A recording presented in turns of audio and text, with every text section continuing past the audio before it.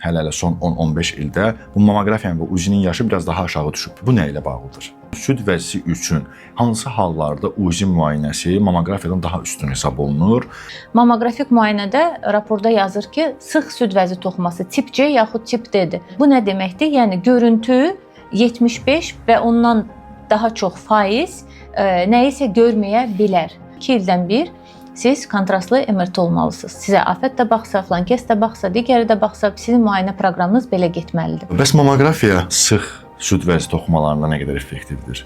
Mammoqrafiya radiasiyası çox yüksəkdir. Ona görə də elə sən süd vəzi xərçəngi yox idisə, sən də elə mammografiyaya görə süd vəzi xərçəngi yarandı. Bir mammografiyada aldığımız şüalanma 1 saat uçuşda aldığımız radiasiya bərabərdir. Sosial şəbəkədə danışılır ki, yanlış seçilmiş alt paltarı xərçəngə səbəb ola bilər. Bu kimi kistlər aşkarlandıqda bu nəyə işarədir? Bir həyəcan təbiri kimi bunu qəbul eləyə bilərikmi?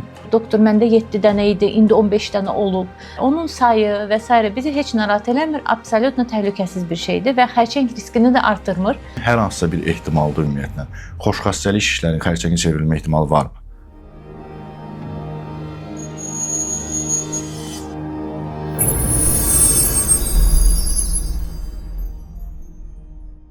Salam. Sağlıq saatına baxırsa saata baxmaya ehtiyac yoxdur. Çünki sağlam həyatın zamanla yaşı bitməz. Bugünkü qonağımız cərrah mammoloq onkoloq Afət Cabbarovadır.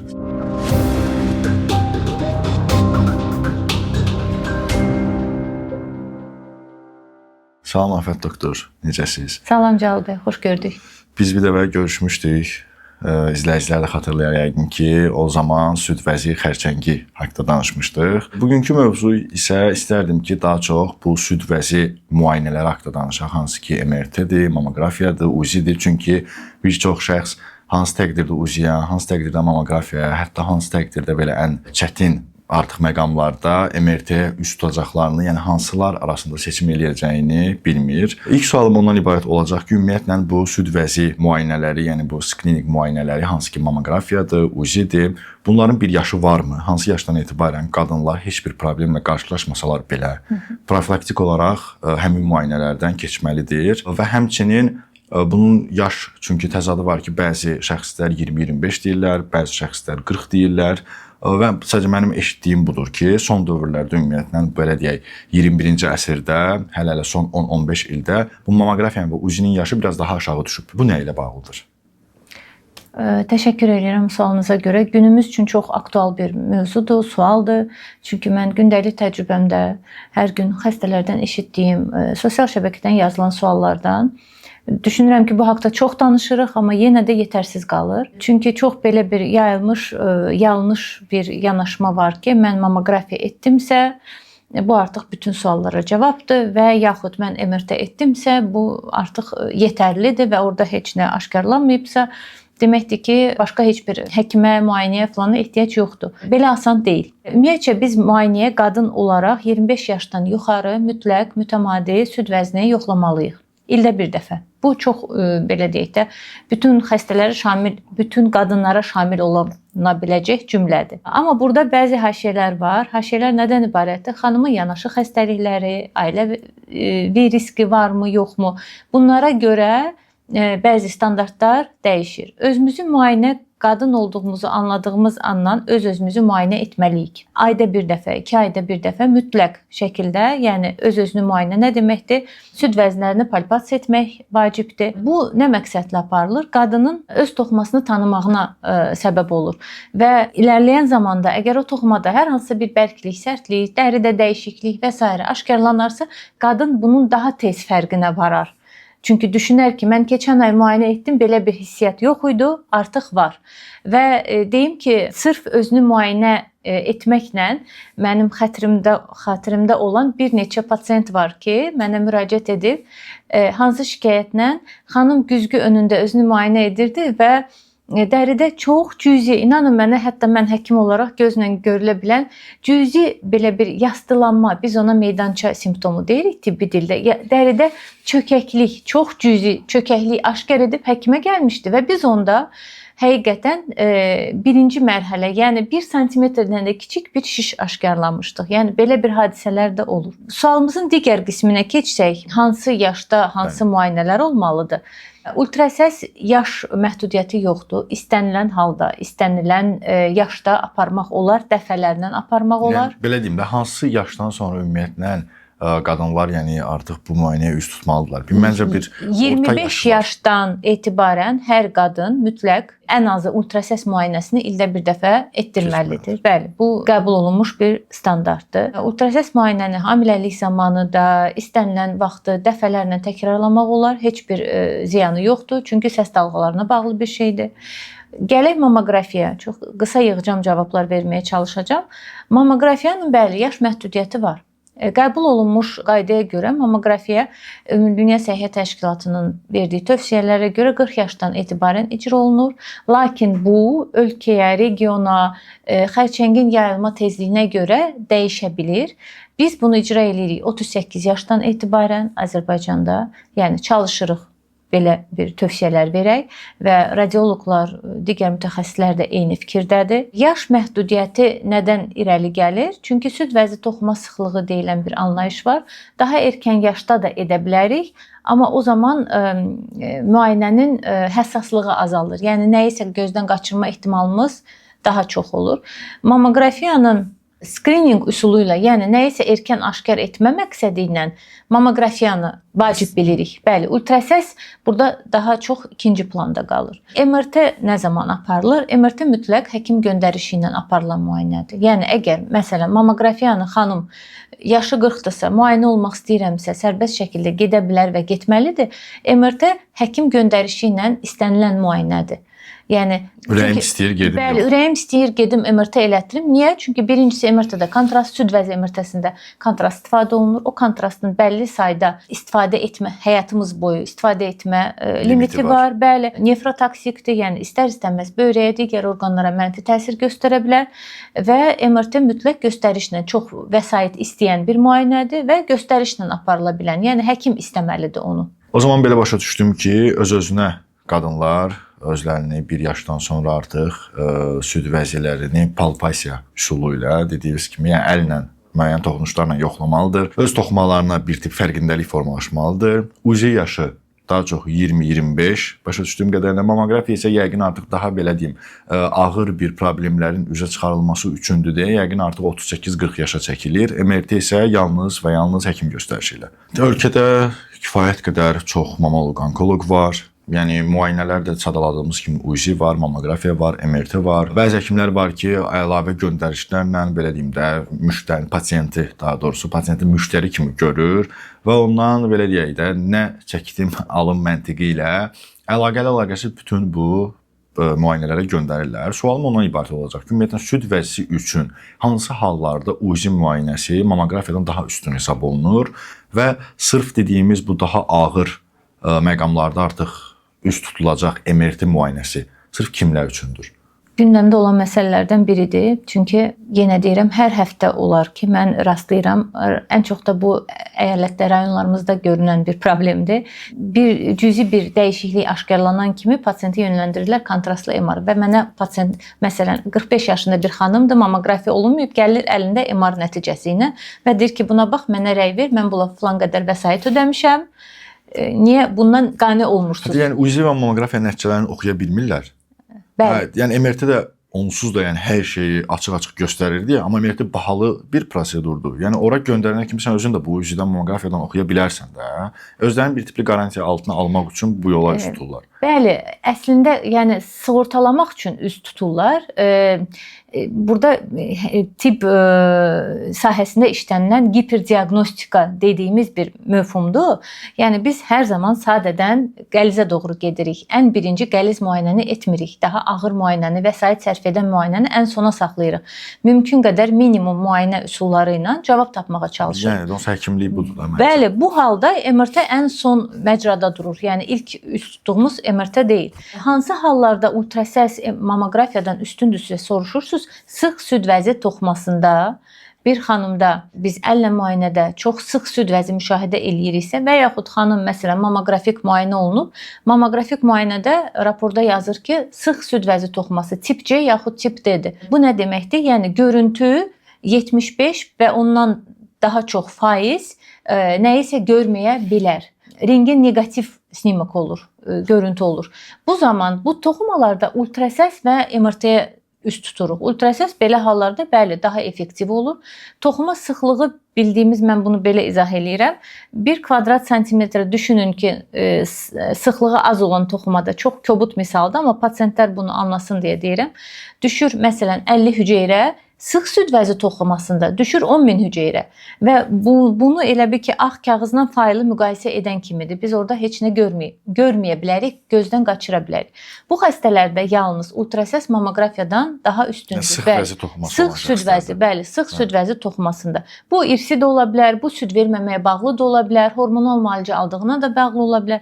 Hər nədənsə əgər xanımda sıx süd vəzi toxuması varsa, onda mammoqrafiyanın üstünlüyü yox, ultrasəsin üstünlüyündən söhbət gedir. Və mütləqdir ki, əgər sual yaranırsa, ultrasəs də yetərli olmursa, bu xanımlarda mütləqdir ki, MRT eləyirik. Qalan digər hallarda 38-dən yuxarıdırsa, mən bir mamoloq olaraq mütləq mammoqrafiya istəyəcəm. Pasiyentə də hər zaman deyirəm, siz istəsəz etməyə bilərsiniz, bu sizin seçiminiz, amma mən sizə mammoqrafiya olmadan tam dolğun rəy verə bilməyəcəm. Belə başa düşdüm ki, danışılanlardan siz ümumiyyətlə mammoqrafiya müayinə üsulunu daha çox belə sevirsiniz və yaxud da prioritet hesab edirsiniz. Sadəcə sualın ikinci bir hissəsi var idi ki, hansı ki, məhz sırf MRT kimlər üçündür? Hansı hallarda MRT üst tutulmalıdır? MRT mütləqdir, bəli, bunun bəlli bir göstərişləri var. MRT mütləqdir ailəvi riski yüksək olan xanımlara.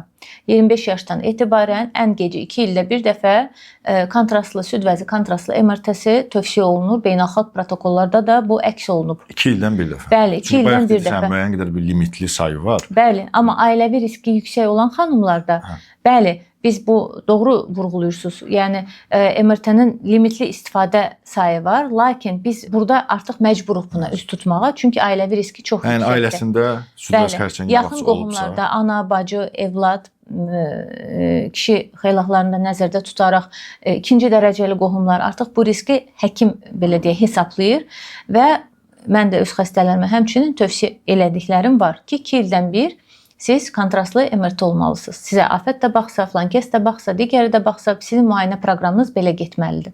Birinci, ailəvi riski olanlara. İkinci, hansı qrupda biz istifadə edirik? Məsələn, pasiyentdə mammoqrafiyada ya ultrasəsdə cavab verə bilmədiyimiz bir kütlə aşkarlanarsa, MR bizə nə verir? Kontrast toplanma faizinə görə, kontrast toplanma qabiliyyətinə görə bizə diaqnostikada kömək edir. Yəni bu pasiyentə əməliyyat edəkmi, etməyəkmi, biopsiya edəkmi, etməyəkmi kimi suallara cavab verməyə kömək edir. Üçüncü, nə zaman istifadə edirik? Biz xəstəni əməliyyata hazırladığımız zaman. Əksər hallarda, xüsusən gənc xanımlarda, əgər birinci orqan qoruyucu əməliyyat düşünürüksə, yəni süd vəzini saxlamağı düşünürüksə, MR nə məqsədlə istifadə edirik? Görək, süd vəzinin digər nahiyəsində kontrast toplayan ocaq varmı, yoxmu? Bu məqsədlə, çünki bəzən olur ki, mənim təcrübəmdə də belə olub, nə ultrasəsdə, nə mammoqrafiyada heç bir kölgəli, heç bir ocaq aşkarlanmayıb, amma MR-da kiçicik bir kontrast toplanması gördük və o zaman əməliyyatın həcmi dəyişir. Ən vacib, bax, bu 3 məqamda istifadə olunur MRT müayinəsi. Bəs mammoqrafiya sıx süd vəzi toxumalarında nə qədər effektivdir? Bu biraz mübahisəli mövzudur. Yəni kobud dəyişiklikləri görəcək mammoqrafiya. Kobud dəyişiklik dedikdə böyük bir törəmə varsa, dəri çəkilməsi varsa, kifayət qədər iri ölçülü kirəc toplusu varsa, yəni bunları görəcək. Amma erkən aşkarlanma üçün burada mammoqrafiya yetərsiz qalır. Ocağı görmür mammoqrafiya. Ocağı görməyə bilər sıx süd vəzidə. Ona görə sıx süd vəzi olan şəxslərdə mütləq həmişə radioloq mammoqrafiya raporunda yazır ki, sıx süd vəzidə mammoqrafiya müayinəsi yetərsiz qala bilər. Mütləq həkim tövsiyəsi, həkim mammoloq konsultasiyası olsun və ultrasəslə təsdiqlənsin.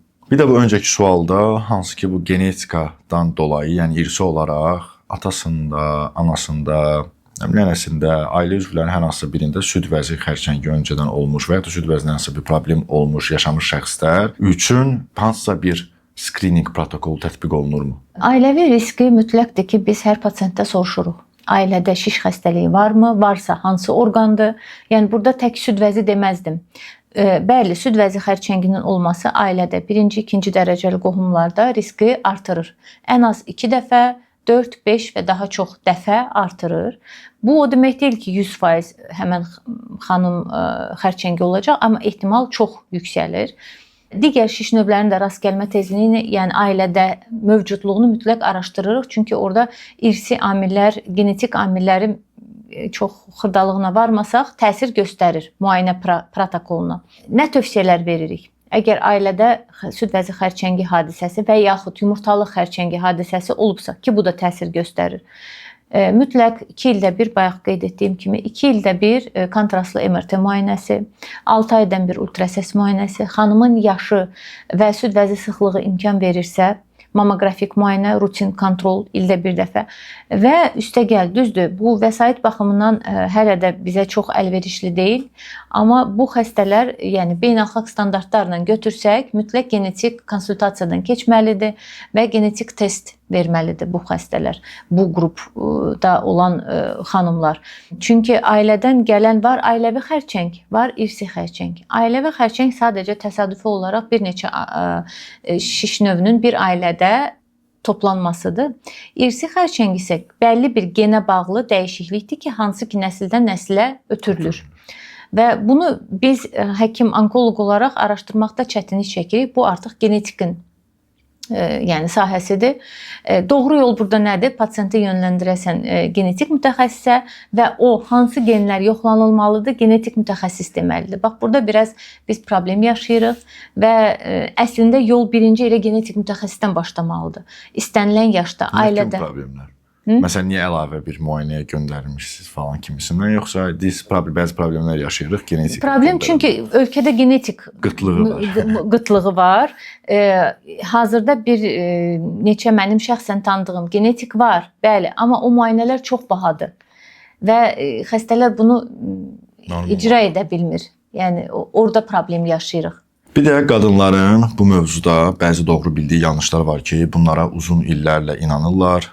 Amma heç bir əslində elmi əsası olmayan məlumatlardır. Dostdan, tanışdan, qohumdan, qonşudan eşidirlər ki, məsələn, mammografiya radiasiyası çox yüksəkdir. Ona görə də elə sən süd vəzi xərçəngi yox idisə, sən də elə mammografiyaya görə süd vəzi xərçəngi yarandı və yaxud da filan dezodorantı istifadə eləmə. O dezodorant səni süd vəzi xərçəngini gətirib çıxara bilər. Çox kofe içmə. Nə bilim, filan cür büstqalter taxma. Belə inanclar məncə sadalasaq bitməz. Məncə sizdə daha çoxdur. Bu kimi ən sıx qarşılaşdığınız məhz bu yanlış inanclar hansılardır? Ən sıx qarşılaşdığım ilk növbədə əgər ağrı vermirsə, deməkdir ki, təhlükəli bir şey deyil. Yəni pasiyentləri həkimə müraciət etməkdən usandıran və rahatladan yanlış bir inancdır ki, bu mənə heç bir narahatçılıq vermir. Ona görə də fikirləşdim ki, elə qorxulu bir şey deyil. Pis şey olsa hər hal ki bir ağrıyar, ya başqa bir problem verər. Mütləqdir ki, yəni bu onkoloji xəstəlik belə əlamətsiz keçə bilməz deyə düşünürlər. Ən çox rastladığım budur. İkinci, elə siz dediyiniz sıralamada mammografiyanın şüalanması çoxdur deyə. Hətta bu suala mən cavab belə əsaslı cavab verməkdən ötürü bu araşdırmışam. Deməli, bir mammoqrafiyada aldığımız şüalanma 1 saat uçuşda aldığımız radiasiya bərabərdir.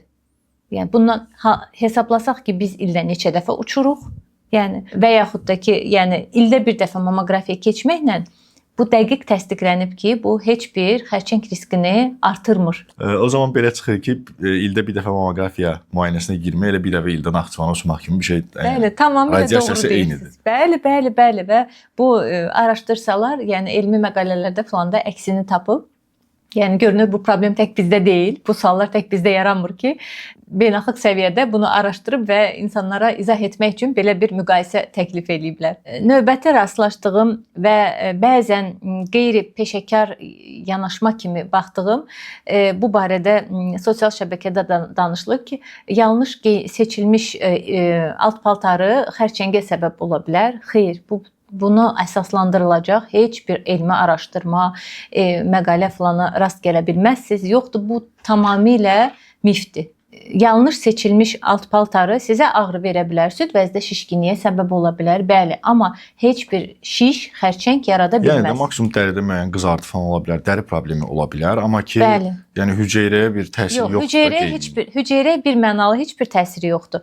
Yalnız sıx alt paltarı nə verə bilər? Ödəm şişkinlik ağrının artmasına səbəb ola bilər.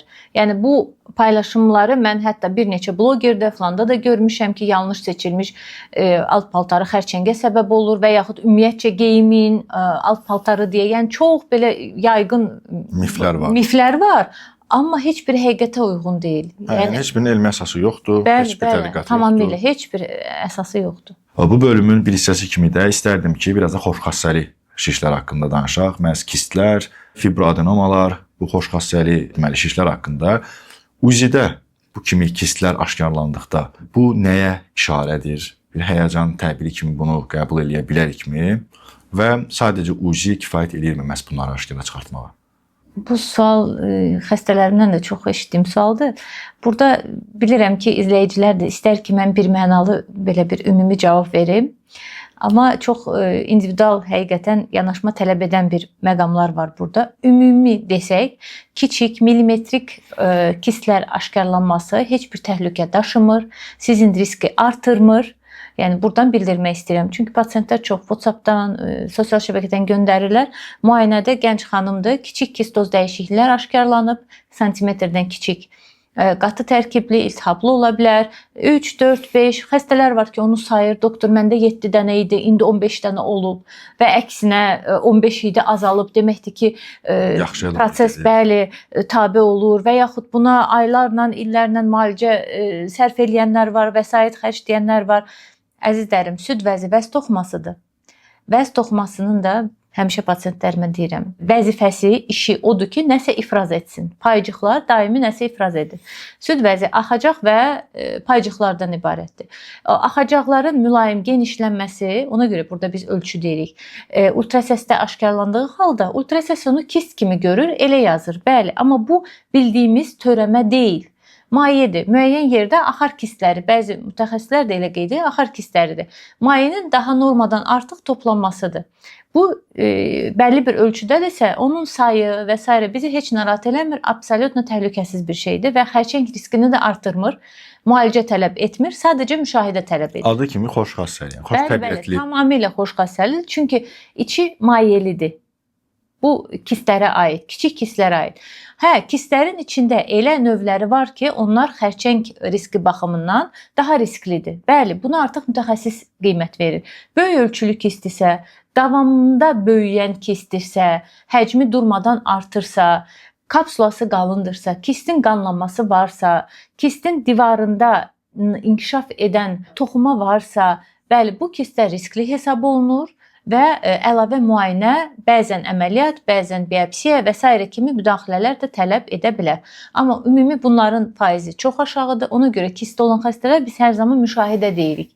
6 aydanmı, ildə bir dəfəmi müayinə ki, belə bir məqam görəriksə, bəli, vaxtında müdaxilə edə bilək. O ki, qaldı fibroadenomalara, burada da oxşar bir situasiyadır, amma bir qədər fərqlidir.